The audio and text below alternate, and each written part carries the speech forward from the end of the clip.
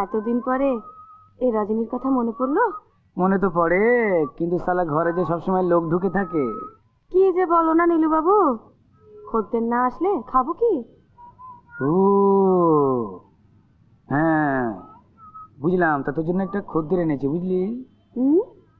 আমি বলেছিলাম না আমার এক দিদি ক্যান্সার। জামাই বাবু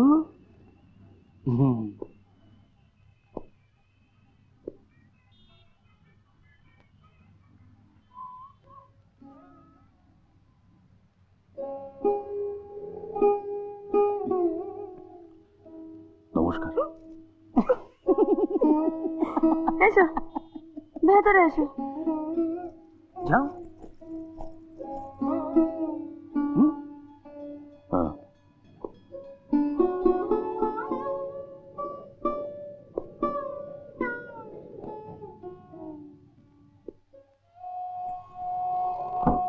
এসো গো, বসো বসো।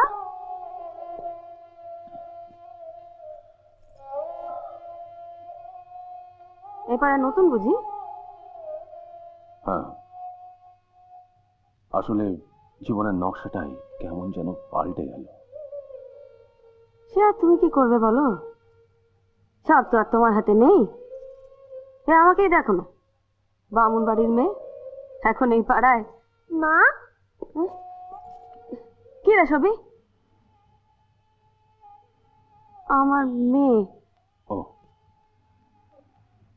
কি নাম তোমার? সবিতা ভট্টাচার্য। পড়াশোনা করো? হ্যাঁ, আজ আমার সর্দি লেগেছে তো তাই স্কুলে যাইনি। সবিমা যাও, খেতে শুয়ে পড়ো। এই ঘরে এসো না, যাও। আচ্ছা এসো, আরে এসো না, বসো না।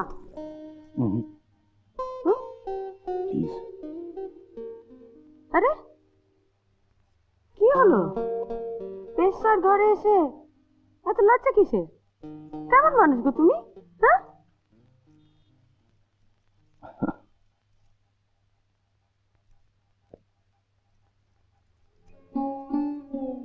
ফুল তুমি ফুটলেই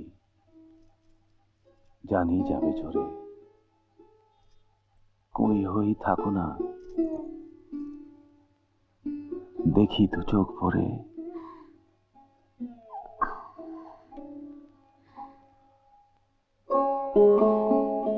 এই প্রথম মনে হলো আমার শরীরে কি যেন হচ্ছে, লজ্জা বোধ হচ্ছে।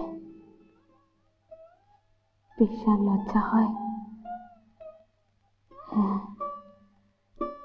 এই প্রথম মনে হলো আমিও একজন মেয়ে ছেলে, ভালোবাসতে চাই, ভালোবাসা চাই, শরীরে নয়।